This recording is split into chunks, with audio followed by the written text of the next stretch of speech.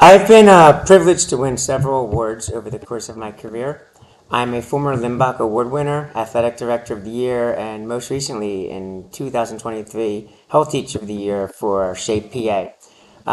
This award that I'm receiving today is particularly special because, unlike the awards I previously won that were nominated by supervisors or colleagues, this one was nominated by a student.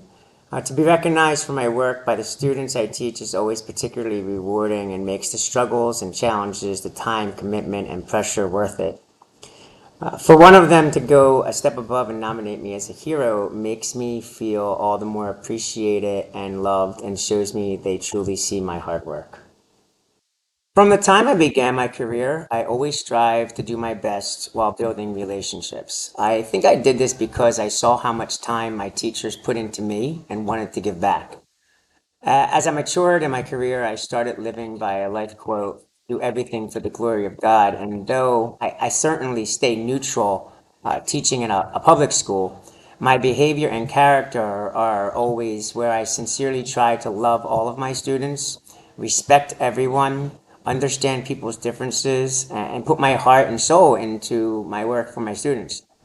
This includes getting to know them, building that teacher student relationship, listening to their personal influences, family and cultural experiences, facilitating discussions that use inclusive language, and help educate when offensive language is used.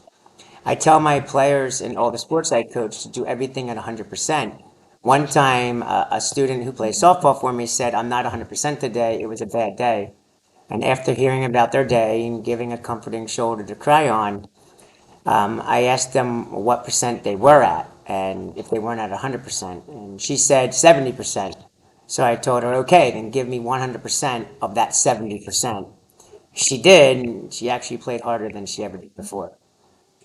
There's nothing that really jumps out at me that makes me want to just say, yes, this is my one favorite thing that ever happened. Within the classroom, I tend to really like when the students are really engaged and really get into the activities in it and the laughs come out. Like they get those jokes and then they're like really funny when it goes to those different things. So I'm thinking of I won't say their names, but I'm thinking of a couple of times where students blurted out things that they probably shouldn't have said out in public because it is health and physical education. I'm thinking of those times where you have 11th graders going and playing this silly little like schoolyard type game in the gym that's supposed to be a warm up and they get super competitive in it and then are jumping up and down like they're 10 years old again. I'm thinking of those times in my head where like they're able to be like this really vulnerable, deep conversation with the door shut and be able to truly tell what their story is and have their peers be able to give advice or just listen. And I guess now that I said that, I don't know how much you're going to edit this, but now that I said that, I remember one time my second year teaching here at Rush, the topic was about sense of self, and they had to do a project about sense of self, and one of them, an identity. And they had a bunch of different choices, and one of the choices was a poem, an I am poem, with at least 20 lines explaining who they are now and how they got here. And the big question for this unit is, who am I? And I tell them up front, who you are today is not who you're going to be 5 years from now and shouldn't be who you were 5 years ago. And we get into all the different reasons, both internally and externally, both with genetics and influences and situations and life events that makes them change their concept of who they are and their self-concept and their self-esteem and their self-image and their personality. And we get into all those different things. So the cumulative projects, one of the choices is always to do a poem. Who am I? And you never say your name. You go through all of these descriptors and symbolic things, and most of them are pretty well done. Because I'm blessed to be at a special admittance school where the kids have to have really good grades to be able to apply to get an audition. So they tend to be fairly passionate And when they pick an assignment, they tend to do it really well when they do it on time. So this one student was standing up. She starts to read her "Who Am I" poem, and she starts crying.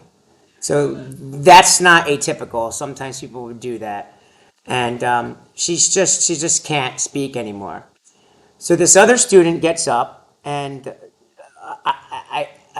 I do know it was their pronouns were both she. So she stands up, she puts her arms around the other girl, and she just whispers something in her ear, and then she starts reading her poem out loud to the rest of the class. Okay, so I don't say anything, I'm just letting it go. Now the whole class is like tears or something. The first girl that stands up, and I'm like, that was really like really powerful what you said, and it took a lot to be able to get up there and do that. And one of the rules is like there are choices where they don't have to present, but the rules are if they choose a project that they have to present, then they have to present it, or they're not getting full credit. So this girl tried to do that, and then she couldn't, so somebody else helped her, and we were fine with it. It was a really good teachable moment. So the girl that started off says to the girl that stood up to help her, um, I don't know why you stood up. I didn't think that you liked me. And the girl that stood up says, I don't, but right now you needed a friend. And I'm just like, whoa, so that's it. Tissues came out, class is done. Nobody else is going to be able to do a presentation. We have to wait till tomorrow. Hi, Yana. Somebody's waving to me through the door, like, who's he talking to? Um, so, so like, I can't, I can't teach that, but I did teach that. That was how the culture was built in my classroom for like, it doesn't matter if you get along or you like each other, you're coexisting. And sometimes you just need to put your differences aside to be able to know that someone's in distress and they need you. And that's what happened. And it was really, really, really powerful to be able to see that and witness that. And I tell that story in a much shorter version when the kids are doing these poems and say like, "Oh, this is the poem I told you about. This is what happened." So like I don't know. I guess that's the one I'll go with for your question because 27 years, so many things happen and nothing really just like popped out and jumped to my mind until I started rambling.